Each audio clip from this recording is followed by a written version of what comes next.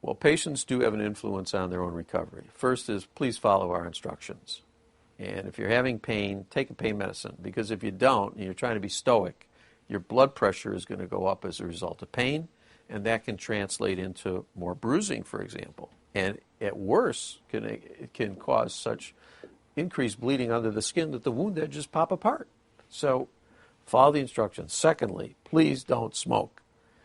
We hope you never smoke, but for sure don't smoke after surgery. It delays the healing, and it compromises lung function. There's not a single good thing you can say about smoking, only bad. Thirdly, don't lay around the house and do nothing. With cosmetic surgery, you don't need to be bedbound for more than 1 day or so. By the next day, you can be up and about. Now, you may not want to go to an amusement park, but you can certainly take a walk around your house if the weather's nice. Go out, get some fresh air.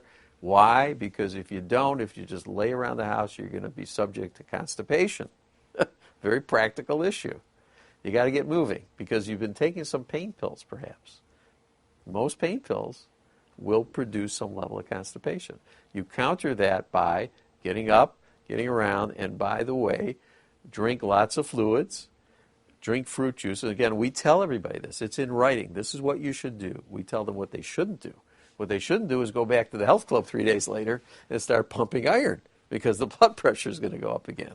Elevated blood pressure after surgery is one of our greatest enemies because of the bruising issue and the bleeding issue. So it's generally 10 days before you can go back to your health club, and maybe even 2 weeks, depending on how things are going, but we'll be monitoring. And again, because we're going to see the patient often, particularly after the bigger procedures, we're going to see them several times the first week. We're going to be asking these questions every day. How's it going? Are you out and about? Are you getting a little fresh air? Are you moving your body parts? How's it going in the constipation or no constipation department? How are you eating? Occasionally they just stop eating for whatever reason.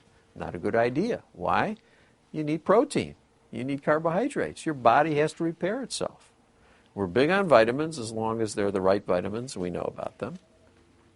And we're big on just plain old good old nutrition.